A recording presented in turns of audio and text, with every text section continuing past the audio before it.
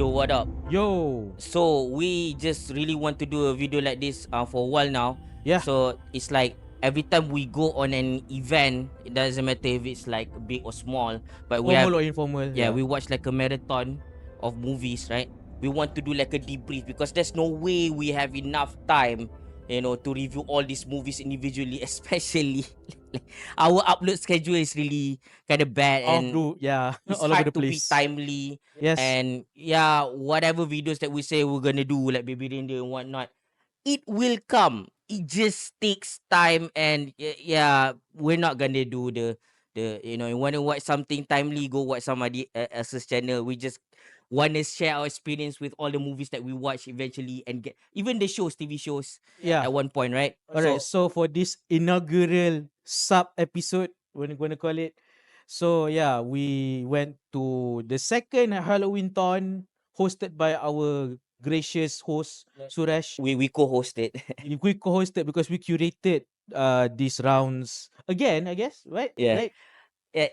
The thing is, what's kind of funny is that our friend here, he has a man cave, and he also loves to do this posters for this thing. Okay, you put it like I what's in there. will put it. Yeah, But the posters might not reflect the actual movies that we watch. yeah. We ended up watching because there's scheduling problems. Yeah. As we are older and getting busier and busier. Yeah. So So there's 3 movies instead of like the schedule. I don't know, 5. yeah, or and 6 there's one movies. outlier Yeah. that is off theme that we decided to watch because it's current and everybody is like, oh, let's watch this new movie, right?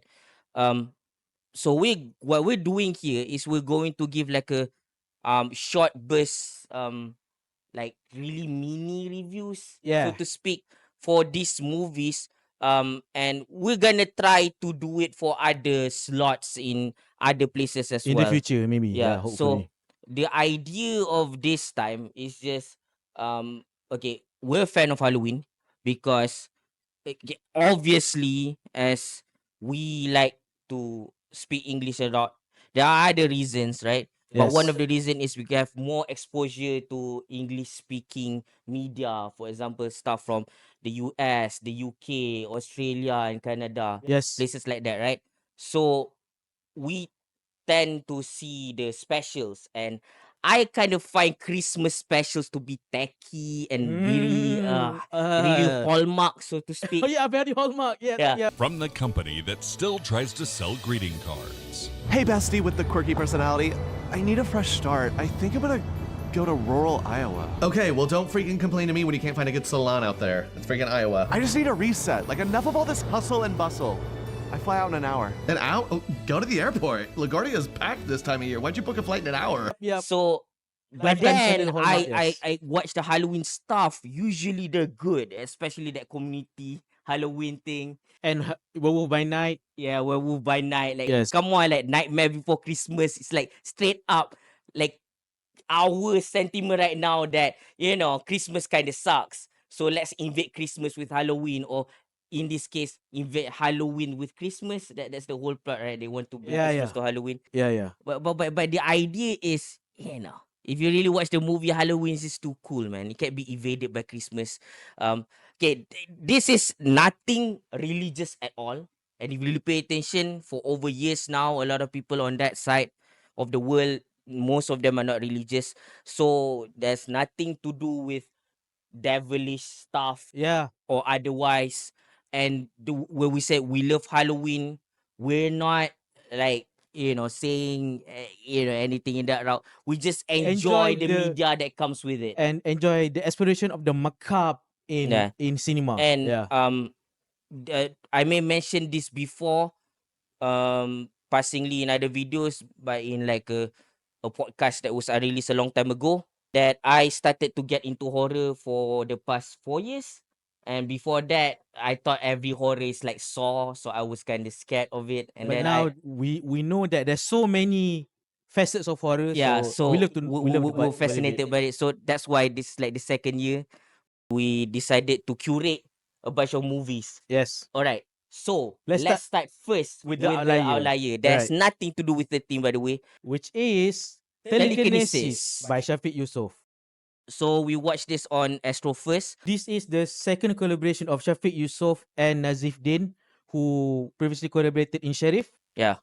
Okay. Let's start with the negatives first. Yes. All right. So the Ha. movie has really awkward writing that it feels like it needs like to Some be doctoring. and maybe it sounds like something on the first draft. It does. Yeah, it need layers of And in addition to that, it feels like the original draft is in English, but they feed it to oh yeah. ChatGPT with the prompt of, hey, make it sound, KL Rojak speak. And that's The how it problem sounds. is the problem also they have like a bunch of these humors that's been done time and time again in the English speaking media that I Yeah. keep talking about, right? That I said about I talked about earlier.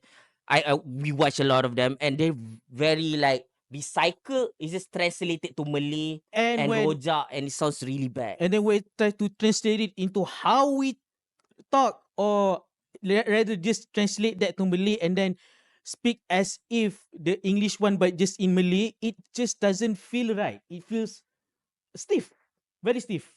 They It's not natural at all. also does the scene of trying to create like a mystery surrounding certain characters. Uh-huh. They leave you clues, but I'm gonna tell you this is like not really a spoiler, more like I tell you so you're warned, right? Yeah.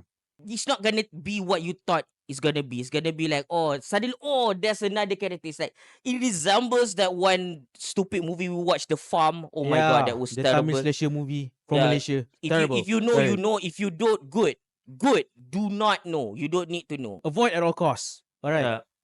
And Telekinesis also some of the atmosphere kind of felt a bit off. Like the CGI is not perfect. I'm gonna go to the positives after this about the CGI. But for now, I'm just saying that it's not the best looking CGI. And then No. there's like towards the end, there's like a the rain falling down. It looks like something that comes out of like the GTA Definitive Edition. It's And really bad. and some of the world building is inconsistent. But like for example, there's like a clandestine organization, but they have like their big emblem on top of the building, which is stupid, right? And then there's like some, because it revolves around the powers of telekinesis, right? So some of the rules are like not clear, like what does what, which side does what. And So yeah. there's like towards the end, there's like fight between like two important characters, and the fight is kind of Now let's talk about the positives, right? So, like I said about the CGI, right? What I do like about the CGI is that it shows enough. It's something that is like resembling the Ant-Man movie when you're like, okay, how do you do this power, right? You turn big and you turn small. What kind of effect that you do? So they have that outline thing that you can see in Catch Me Cook to Insanity, right? Yeah. There are other things like other powers like Luffy's stretching abilities in One Piece that you kind of know how do you do that in real life, right? So this is they can join the camp of they do it just enough that they make telekinesis look understandable, look and plausible. weighty. Yeah. About that, the ballistics when they throw knives and stuff, it feels like that actual stuff is thrown. There's no they don't uh it's not like they don't hold back. It's more like they give an apt like performance of the projectiles being thrown at people. It feels Yeah. weighty. It feels like it's actually there and physical, and people actually got hurt. In the sense that it feels like okay, it doesn't take you away. And what little choreograph they have, it is kind of fun. The action is fun. And despite what I said about the inconsistencies of rules in the law and world building, the effort of making one for a local movie is there. Like I mean, young adult novel adaptations have done this so many times, but to see Malaysia trying to do something like that with their own established law and rules and grounds and everything, it's commendable for me. I think I can respect it for that. And the casting choices are not bad per se, except Mm. for like maybe one or two characters, especially one of the three best friends. Which one? Nick Davis? Not Nick Davis, not the main character, the other guy. Oh, okay. Oh, the other guy, The right? chef. Um, I mean, most of the casting is neat, but the thing is, it's just not like a negative, so to speak, because this is the positive side of things. It's just that maybe you won't see that they're that good because of the direction. Yeah. Like there's this one lady that my friend said, "Oh, I saw her in church all the time, right?" Yeah. And she's actually good in other stuff that she's in. It's just the direction. So in this case, focusing again on positives, the casting is not bad. It's not bad. This is like a pretty good ensemble. And Beto knock it out of the park for Yeah, this kind of, you know, you can kind of say material. Beto is too good for this movie. Yeah, it's too good for this movie. And yeah, the movie is, I wouldn't say a must watch. I wouldn't say that it creates this new discussion, this open up. Yeah, no. I'm just saying that if you're curious, you might as well watch it. It's fine. It's not the worst. I do enjoy this more than Baik Punya Along. And my score for this would be a 6.2 out of 10, where I give that movie a 5. And the reason is because Baik Punya Along is a musical, but the music isn't done so well.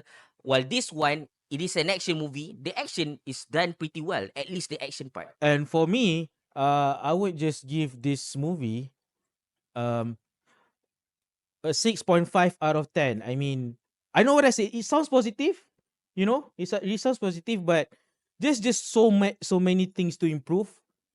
Right? So that's it. That's it The for me. talents are there, the talents are passion there. are there. It just but, needs some lot of polishing. It's Yeah, a little rough around the edges. So that's our take for Telekinesis. Watch it on Astro first, right? It's straight to VOD. It's not on cinemas. So if you get the access to it, you can subscribe to it. Alright, so the first movie in Halloween-thon that we watch is Cure, directed by Kiyoshi Kurosawa. Yeah. and the movie, oh my god, the scenery is so good, and straight I'm telling you, it's a 10 out of 10. The Yep, only I reason why I agree with get that. to know this movie is my co-host Suresh, right? Our co-host Suresh, he seen this review of Cure simultaneously, coincidentally, as I was watching it when it came out, a video made by Chris Tubman. Yeah. He does something similar to this, where he talks about like a more like an elongated review of like lesser known media that has to do with Halloween that needs to be celebrated more. And Yes. if it wasn't for Chris Tubman, we wouldn't get to see Cure. Although we don't agree with him all that much Over the anymore. At years. least I don't, right? Yeah. I really much appreciate the suggestion of this movie for people to watch, and oh my god, this, oh god, so good. At first I thought like the camera work is kind of like reminiscent to Fincher, but Fincher has to do with more like dynamic movement, like more voyeuristic nature of things. But this is essentially what my friend said is like more like Akira Kurosawa, the guy who made Samurai 7 and Hidden Fortress, which like inspired Star Wars. Yeah. And speaking of the shot, you know, what you said, David Fincher is more voyeuristic, right? I think this is like you said, Akira Kurosawa, he just focuses on the movement within the frame. So when you look into the frame, there's like things like we just watch and you will pick up, oh, this is what the movie is about. The hints are there. Yeah. Correct. That's what I see. Yeah. While this movie is slow burn, you need to keep looking at it because there are details. I'm not gonna say it's like too deep. I'm just going to say that there are times where stuff just happens, and if you blink or you have micro sleep, you're You gonna miss. miss vital information. Reminds me of that opening scene in Long Legs, right? Yeah. Yeah. A little But bit. this is like towards some parts of the movie. I would say sporadically Yes. instead of like throughout the entire movie. Mhm. And the visuals are very, what do you call it, very striking, not in a way like of colors, more like the emphasis. And the composition, right? Yeah. Yeah. There's barely any music. Early on there are music somewhat, but actually it's more of a foley of the background music, Yeah. right? It feels But like the throughout the in the early beach scene, but Yeah. later on it is very much so like a movie with no sound, like kind of what like you watching The Wire or something. feels like the droning ambience is the score, if you want to call it score, right? Yeah.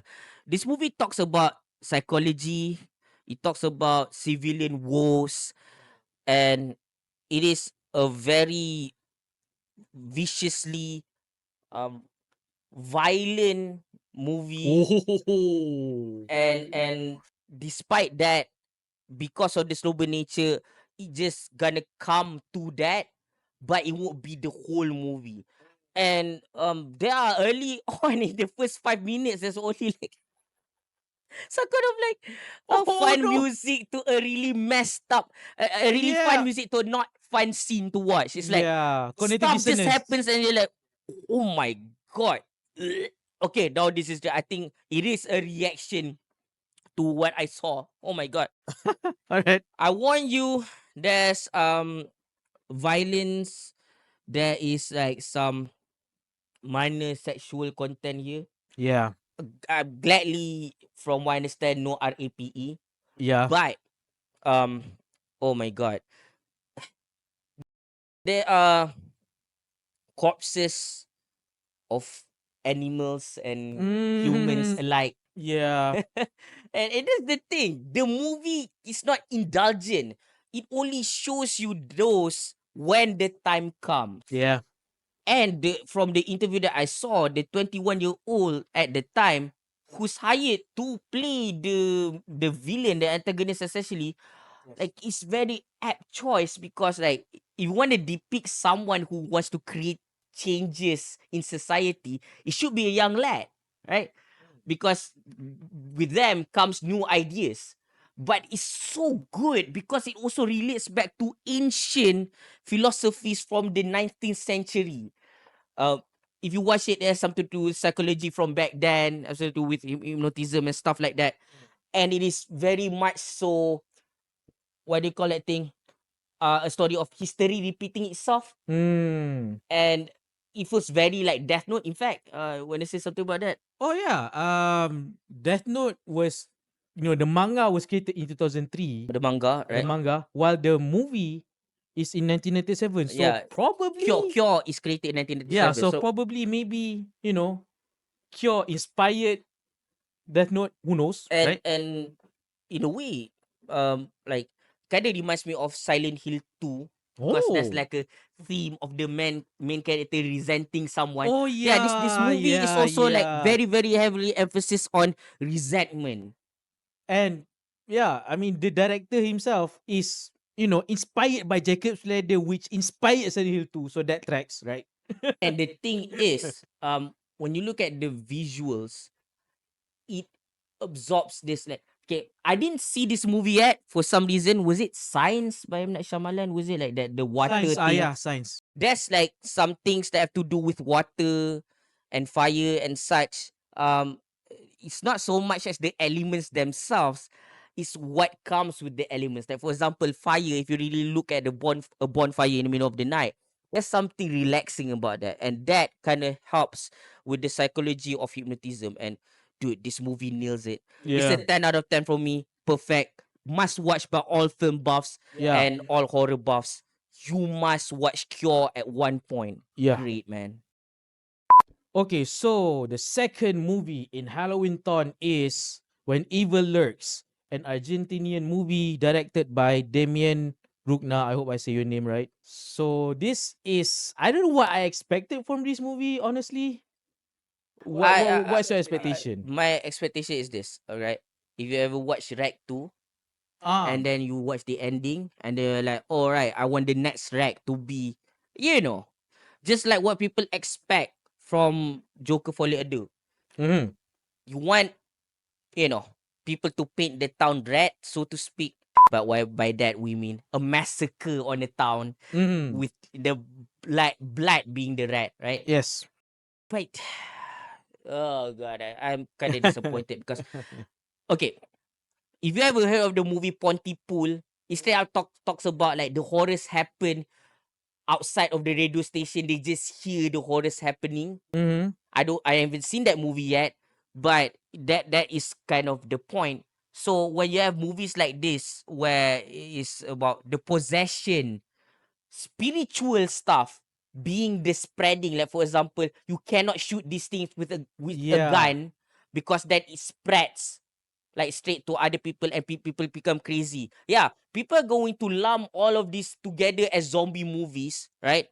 The movies like Betul. the Crazies, 28 Later, The sadness. the Sadness, right? So for this conversation, we're gonna lump it together as well, even though Yeah. technically this is one of those that is not zombies, right? Yeah. Okay, I did enjoy The Walking Dead season 2, but this movie does the same scene as Walking Dead season 2, which a lot of people Disagree with. don't like. Yeah. Which is like they go to the farm and then they wait. You have a really cool concept here. You want to see left and right things happening. This like spiritual stuff. This instead of a biological virus is more spiritual possession thing. Spiritual outbreak. Yeah. Yeah. You kind of want to see it flourish. And you can go on and say, oh yeah, that's not the point of the movie. We're not going the conventional way or whatever, right? But the thing is, people in this movie speak it as such. That makes you want to see more of it. But unfortunately, it's one of those movies that doesn't go anywhere. And the thing is, unlike Folie à Deux, right? It's not about an emotional movement from within. It is about the physical movement trying to fight this thing the best way they can. Yeah. So you kind of want to see that going on, but you don't get to see it. You know, that's why people hate it. Yeah. And in terms of this movie, where people do like this thing, I think it does the same problem of which people hate in Walking Dead season 2. It's not really my thing. I think the movie The Day of the Beast, which is I'm not sure which country is it, but it's Spanish or Argentinian or something. That conveys the message of the birth of Antichrist clearer, and things go outright more clearer than this movie. So it's more enjoyable in that way because you see how the things transpire. Unlike this movie, which is keeping it vague because of how low the budget is, probably, right? Yeah. Okay. Speaking about the low budget, I haven't seen enough of these Spanish region movies, but the 3 movies that I have probably like some kind of problem with is Rec 3, The Coffee Table, which I fell asleep while watching. It's a good movie, but I have some problems with it. And this movie, right? That of which I remember recently, right? What I have problem with these 3 movies is that sometimes the low budget is fault. Yeah. What I'm saying is, if you have a low budget, try to do things that you can afford to do, right? But if you just talk a lot and you keep talking and talking and talking, it shows and it feels like you don't have the budget. To me, the movie shouldn't be good or bad because of budgetary reasons. And Yeah. since I keep bringing it up again, Folie à Deux, the part of the problem of that movie, again, I love that movie, but part of the problem of the movie is, where did the 200 million go? You don't feel it. Yep. Anyways, Yep. that is bad. But that movie, at least, there are other stuff that's going on and it's supposed to be dialogue heavy, right? This movie is like, the concept is the outbreak. And you get to see it with just this family. I don't get this obsession with just focus on this one family, like Justice League, the origin, the theatrical release, they show that this one Russian family, and we're supposed to relate that to the bigger society. Why don't we just see the actual civilians, right? I think the sadness portrayed this properly. They showed everything goes to shit. Everyone felt it. Yeah, even though There's a central character. at one point Yeah. they do contain it at one place, but Yeah. because we already see outside, we can kind of say, okay, we've seen that now, right? So now we want to see more of the movie, not just the gimmick of the outbreak. Yeah. But this movie keeps talking about the gimmick. It brings up like family problems. It brings up like topic of autism. It brings out a problem with like mob mentality. It talks about like somewhat a bit about cannibalism, antichrist, Mm. and they spend most of the time talking. Mm. And dude, I want to see more movie. You can talk while you move with really good dialogue. You can talk and move. I'm so bored with this movie. I'm glad people love it. To me, it's a meh. I'm gonna give it 7.1 out of 10. For me, as a baseline, the baseline of horror of the movie, it checks out. But the rest, they need so much. Well, like you said, it's just talking too much rather than showing the horrors, right? But the practical effects are so good. Okay, I'm not gonna not say that. The practical effects are so good. It looks very vile and vicious. Like Yeah. something you would see out of like what was it? Evil Dead Rise. Yeah. Yeah. And so far, that's like the positives, like the baseline of what horror means, and the gore and the prosthetics, those are nice. So with that, I'm gonna give it a 7 out of 10 for me. Yeah. Well, I give it higher than you, apparently. 7.1 from me. Yeah, you like it a little bit more, Yeah. apparently. So the last but not least, Oh, when he posted, you're gonna see it's not part of it at all, but it's Yeah. the talk of the town. People in Cannes love it. Yeah, the Yeah. French love it, yeah. and I think it's a French director. Yeah, I think so. And it's a co-production between UK, US, and France. Oh my god, the Trinity of woke.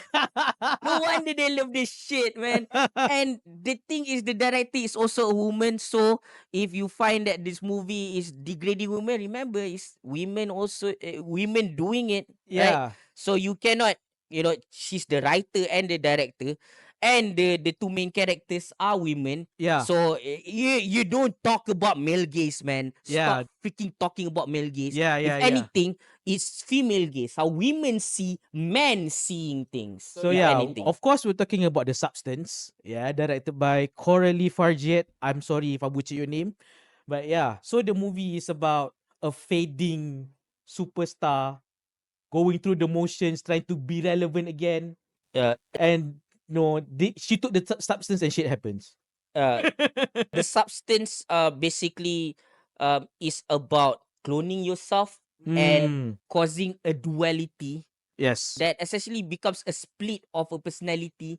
And what's interesting is the very gimmick and concept of, okay, first, throw logic out of the window, just follow the program. Yes. If you The colors are very striking, and very there's bright. like there's like the reference of the hallway from the hotel in The Shining. So that's pretty obvious. They Yes. he wears his inspiration on his sleeves, and Yep. that's not a bad thing That's not a because he bad has thing. his own thing to say, right? So the Substance is essentially you jabbing yourself with one thing and then you create a clone of yourself. And oh my god, it's straight up a body horror. Oh yeah. The second person comes out of your body. Oh yeah. Oh yeah. And then if you see the poster, yeah, that actually happened. Yeah. So be prepared for that. Mm. And other stuff. That happens later on towards the end. Oh, it's queasy. That- It's a queasy one. Keep this. Yeah, I'm People gonna need keep it. to understand. Yeah. Right. Right. And the that's the 7 days thing. You need to you can be 7 days in the young body, and then you have to give sustenance to your lying old body, right? Yes. The matrix. They need to like keep switching. So Right. what do you call like the other self, right? The Yeah, other the self is other the young self. one. The matrix is the original body, right? Yes. So you have to keep feeding it sustenance, right? But then you can take the essence of the old body and use it to stabilize the other self. Yes. Right? But the thing is, 7 days you're the young one, and the 7 days you have to be that old person to generate, like, as you eat more, you build more body cells, Yes. and therefore you have more sustenance to create the essence to stabilize the young body when you do switch back to the young body, right? Yeah. So yeah. So the movie, if you don't like, I mean, there's a thing about subtlety and no subtlety, right? This movie is have the subtlety of a sledgehammer to your face. Yeah. With the messaging and everything, you will know what it's about. You will know the consequences and everything what they're trying to Especially say. when he has close-ups to everything. Yeah, You cannot miss it. so many tight shots. Yes. It's very, very French, mind you. In the best or worst possible ways, however you want to take that, right? Yeah, yeah. And And mind you, this movie, like we said, it's it's very film perspective. So the interesting thing is, okay, nudity warning. This movie has so much nudity, yes, but when we see it, the way they portray the nudity feels like, like when you go in the toilet, you're naked. That's it. the nudity is very unsubstantial, right? Mm. Um, you feel nothing. Yeah. I don't even feel aroused. Like I said, again, like something where you watch Black Mirror, you don't want to depict certain stuff. That one episode where someone put like a David Kaluuya, was it? Daniel Kaluuya. Daniel Kaluuya wants to put like a shot of right in his face, and then there are like scenes of some copy PORN, and then the camera angle is meant to make it look disgusting, Mm. right? So this movie, not all the time it tries to make it look disgusting. In fact, some of the time it tries to accentuate more of the sensual nature of it, right? Yeah. But me as a very heterosexual man, Mhm. I am it doesn't satisfy. So that's it. I don't know if it's like meant to be unsubstantial as it is, or it is more like, again, if it's the male gaze, is more like how female see the male gaze. Yes, yes, indeed. Because it doesn't do it for me, to say the least. And But that's a very good point. That's the point of the movie, right? and I don't know if this is intentional. It's kind of funny that this movie is supposed to show like how men view women as this like really stuff that they can exploit, which they do. Yeah. But at the same time, this movie show more of like these women essentially feels like two women because they treat each other as such. They are. If the men exploit, these women destroy. They destroy each other. They take Yeah. everything away till Yeah. nothing is left. It is Yeah. so vicious and it's so obnoxious. And surprisingly, it doesn't even talk about the scheduling problem. It's not focusing on that. It's talking about like how I just want more of this and I want less of you, right? Yeah, yeah. I give this movie a solid 8 because I want to love it, but I hate some parts of it. I want to hate it because it doesn't fit all my preferences, but I can't because it's just so original and so fun in some kind of ways. Yeah. Especially towards the end, they turn it into an upset comedy, totally upset Oh, comedy. there it is. Yeah. Right. So yeah, and I love how, okay, I'm gonna wrap this out, right? I love how the movie doesn't even care about what the substance does, what the substance is, how it was made. That is not the Not even the organization. Yeah, it was inconsequential, not important. The point is what happens when you use the substance, and damn, the freaking prosthetics of the grotesque monster that was so beautifully made, man. Cronenbergian. Like Yeah, totally. Cronenberg was so freaking proud. Oh God. I love this movie. It gives self-hate a new dimension. Yeah, and to that, I also gonna give it an 8 out of 10. It's just too self-indulgent for my liking, but it's okay because it knows being self-indulgent. So yeah, 8 out of 10 is a perfect score for this movie. And yeah, that's our take on what we watched on Halloween-thon 2.0. I love the substance. Don't watch it. I love the substance. Don't watch it. Yeah. Yeah. This. Oh my God. I love Halloween-thon. Yeah. I want to keep doing it. Even though there are other movies that we had problem and we didn't get to see, Yeah. we push it to the next one. I hope that you guys stick around for years to come, right? Yeah. And we will bring this back. Definitely, we will talk about more horror stuff. I love it. Oh, God, maybe there are other slots that we would do like this. We try to debrief the movies that we watch like back to back, Yes. like in a marathon manner. Right. So We out. peace. Happy Halloween.